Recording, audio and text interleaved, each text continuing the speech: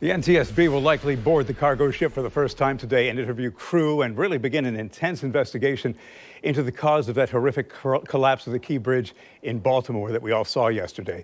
Joining me on the morning show is Liindsey Brock, a maritime lawyer who represented Florida when a ship hit the Mathews Bridge in 2013. Hey, good morning, and thanks very much for being here. Good morning. Appreciate the time. So they'll be looking at who was controlling the vessel and who was on the ship's bridge at the time of the crash.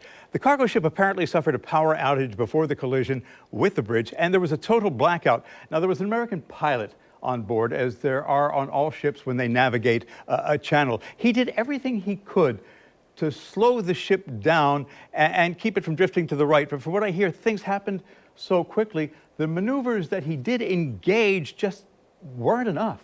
Well, and that's exactly right, because when you look at the videos, you can see what happened is that the ship is coming out, she's making her way out, and something happens, the generators trip, meaning it lost power. At that point, there's an emergency generator that's going to come on the ship that's designed to restart and redirect power. While that's happening, the ship is drifting. It has no power. Then you can see that the lights come back on when power is restored. At that point, the pilot likely sees that he's on a collision course. That's when we believe it's when he did the Mayday call, which was so critical in the first responders being able to stop traffic going onto that bridge. At that point, what's he going to do? Likely, he sends all the power to the bow thrusters, which is, think of it as a propeller at the front of the boat that can move it left to right. He does that because he sees that he's going to hit that piling. He does that, drops the anchors, but at that point, because all that power has been shifted to one spot, it trips the other generator again, and now he's lost power again completely. So those are the events that likely led up, but you're right. Everything that could have been done, it looks like was done. So anybody who's been on a cruise ship may have seen a pilot come aboard when they pulled into port. You see a small boat come up and somebody hops off onto the cruise ship. So these pilots and harbor masters play a very critical role boarding cargo ships here on the St. John's. Let's talk a bit more about that role and what they do to help these big ships navigate. Sure, yeah. So when you have the ships that were coming in there's St. John's bar pilots, and you may see their red boats there.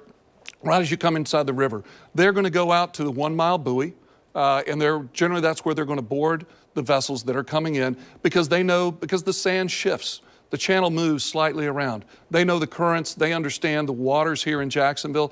They're trained, they're tested, they go through extensive education so that they are providing the safest means of vessels in and out. And in Jacksonville in particular, we also have what are called docking pilots, which work with the tugboats when the ships are going into port and being docked, and when they're being undocked. You and I were talking because we all heard the communication between the pilot and what was going on. He acted and he followed his training regimen. I read one report where a structural engineer said, given the type of bridge the Key was, a truss bridge, he wasn't surprised by the collapse. Yeah, because when you have a truss suspension bridge like that, there are key points of support. And sadly, one of those key points was the pier that was actually hit. So once that failed, it's going to be a catastrophic failure, as we saw, to where the entire steel girder section of that bridge collapsed, leaving the concrete ramps in place. All right, so we live here in Jacksonville, and cargo ships, we see them sailing in all the time, or sitting off the coast of Mayport, or you see them maybe, staging, coming up the river into the Dames Point. And, people are going, do we have safety concerns here? Do we have to worry here? And I know that they've got, they call them dolphins, which are basically little bumpers to protect the Dames Point. Safety concerns? Not really with regards to the Dames Point. Now, of course, any ship coming in at a fast enough speed can overcome those. I mean, even the vessel that hit the Key Bridge was only going at about, they said, around 7 to 9 knots. That's only about maybe 10 miles an hour. Crawling. Yeah, crawling. But if you remember your high school physics, force equals mass times acceleration. It has a tremendous amount of mass. So that's why it's going to overcome those small dolphins that they had actually at that bridge. But the Dames Point Bridge has large concrete dolphins spaced out ahead of where the actual pier structure is. One other safety factor with the Dames Point Bridge is it has a very wide path for vessels to be able to travel under.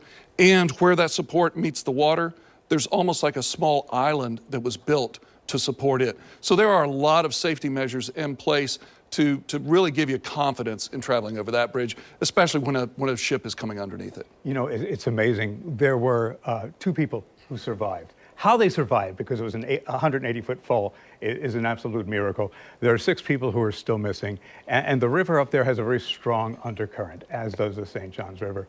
It would be a miracle, I'm sad to say, if they find those people. Yeah, I mean, that's true. Unless they were maybe in a vehicle or something that they're able to retrieve.